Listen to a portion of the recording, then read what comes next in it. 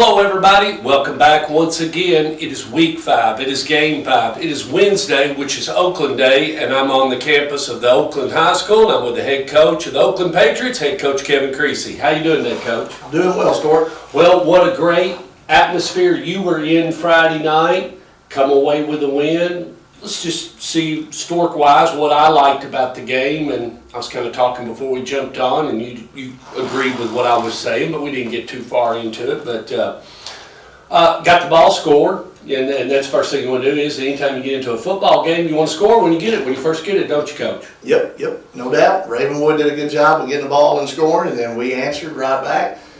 They kicked it right to one of our best players, and he got us great field position, scored the very next play. And so, after that, it turned into a barn burner. Sure did, and then went back and forth, and then got right there at the end of the halftime, dripping down, got a chance to run a quick drill, march it down the field, and then real important, and it comes into play because it's about finishing, but when you get to right there at the end of the first half, you go ahead and tie it up, and Cade Hewitt goes into the end zone. You got to be able to do that, especially in a few weeks from now, but what a great exercise there to do that. Yeah, down a touchdown, throw a pass to T.T. Hill. He does a great job of catching it. It was a great throw, had some pressure on our quarterback. And, then T.T. just makes about 3 people miss and finally gets ran out about the 1 yard line. I don't guess he got ran out. I guess he got tackled. The clock was still running. And we had time for one play and, went behind our offensive line, challenged the offensive line, told them we'd leave it up to them, get a field goal or try to get 1 yard. And so they said they definitely wanted to go and get 1 yard. And so credit to the offensive line. Kay did a good job of outrunning everybody to the pylon, stretching the ball out, and scoring right before half. And so we've got a 24-24 game at halftime, just a heck of a game. Yeah, and then you had a chance to get a field goal there, and that's always good. Jacob Taylor came on, and the trifecta team did their job, and 3 points, always important. You're in a big game, you've got the ball, you've ran out of where you need to be, but we still want to try to score, so we're going to put 3 on the board. That's just important, and it's just every time you touch it, let's get something out of it. Yeah, and credit to Ravenwood, their kicker came out and he made a huge field goal. Exactly. So it was just, a slugfest. We'd answer the bell, they'd come back, they'd answer the bell, we'd have a counter punch, they'd come back with a counter punch. It was an exciting game, I think everybody got their $11 worth. Yes. And enjoyed the game. Yeah, and then got to see a little bit of, saw Quincy make a nice long catch, and that was good for him. And then also saw where Khalil James whipped out his arm and made a nice pass, had a couple of nice runs, and it's good to see, as you said, your offensive line, you got to be able to get push before we can pass. And you definitely was getting pushed, and the tailbacks was getting their chance to do what they do on Friday night. Yeah, going into the game, we got a lot of respect for Ravenwood, and Coach Hester does a great job. I think it was our second offensive snap that our quarterback looked, and there was like 3 guys wide open. There was 11 guys in the box within 5 yards of the ball, but there was like 3 wide open receivers. And so Quincy was the guy that got the pass and made big things happen. Like I said, TT made a huge reception. Khalil James made a huge reception on 4th down that not only converted the first down but turned it into a touchdown. So we're real proud of that. But, like I said, one of the best receptions was from Khalil James to our quarterback. Throw back to Cade, who, not only got a first down, gained about 20-something yards. Yeah. But again, all that's possible when we give our quarterbacks time. Our offensive line did a good job. Pretty good routes ran by our receivers, tight ends, stuff like that. And, make some timely throws. You don't have to throw it every time, but you got to be able to throw it when you have to, and you got to have some timely throws. And a lot of those throws were on 4th down or, right there at the beginning on some drive starters, stuff like that. So it was credit to our kids. You can call the plays all you want, but the player's the one that makes them work and makes them, work well when they're executed well.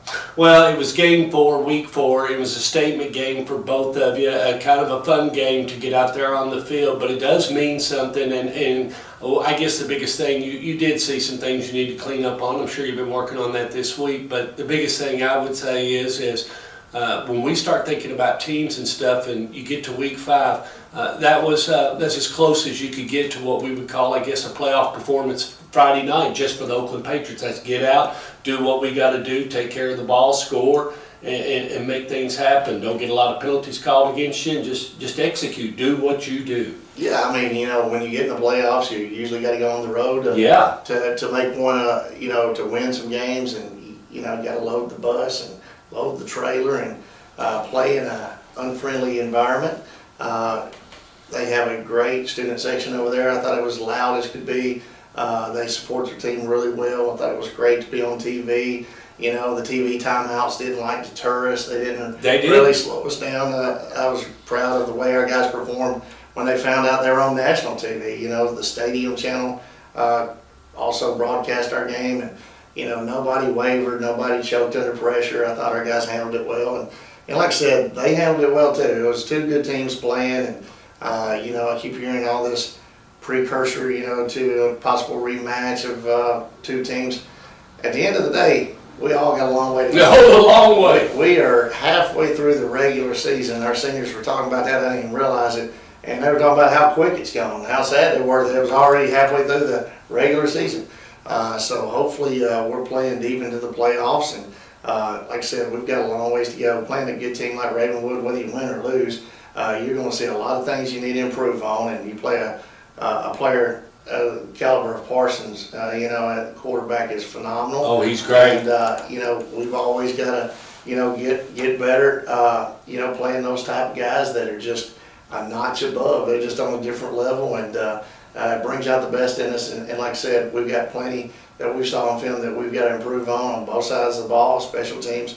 So we've got a long way to go. And luckily, time right now is on our side. It won't be in a few weeks. Well, and it was a representation of Rutherford County. We just appreciate you going over there and getting the win. Anytime there has always been, and a friendly rivalry, we would say, but a friendly rivalry. A Blackman went over earlier, played Brentwood, and you went over and played, and we played Franklin. There's a lot of these little rivalries going on with Williamson County. Stewart's Creek played Franklin, Riverdale played Franklin.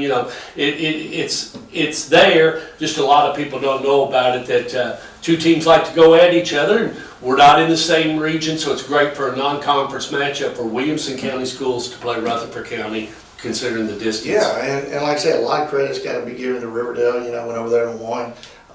Stewart's Creek, played Franklin on their field, won. Smyrna's always playing different teams. Laverne. But give credit to Siegel. Yeah. Wow, they played the best team out of Wilson County and won in overtime. And wow, it's just impressive to know that Lebanon has all those guys back from last year's team. Most of those guys were juniors last year that we ran into in the third. I was just telling those guys in there, Lebanon's that was a great game, and that was a big win for the Siegel Stars this Friday night. It was a huge win, and like I said, Lebanon is a great team. And like I said, ball didn't bounce their way a couple times, but Siegel did their part to win the game. It wasn't like Lebanon lost the game. Siegel went over there and won the game on the road in overtime. Their kicker made a huge kick to send, to win the game for them. And like I said, I think Coach Renshaw does as good a job as anybody in our region. Heck of a coach. Always been there fighting a good fight, and got that team rolling. They're 3-1 now, and like I said, they're a scary opponent when you see what they did to a team like Lebanon. Well, and I was thinking that on the way over, this is a possible game where you might come out flat, considering the past that Oakland has kind of manhandled Siegel at times, but I don't think you'll be manhandling Friday night. You better come ready to play, and they're hungry. And this is a region game, and they'd like to put their team in the playoffs, and it is a region matchup, which counts for an advancement, and you got to have them. You got every chance you can get. You got to get a W when you get out in region play. Yeah, our guys and myself, we know some of those guys from Siegel.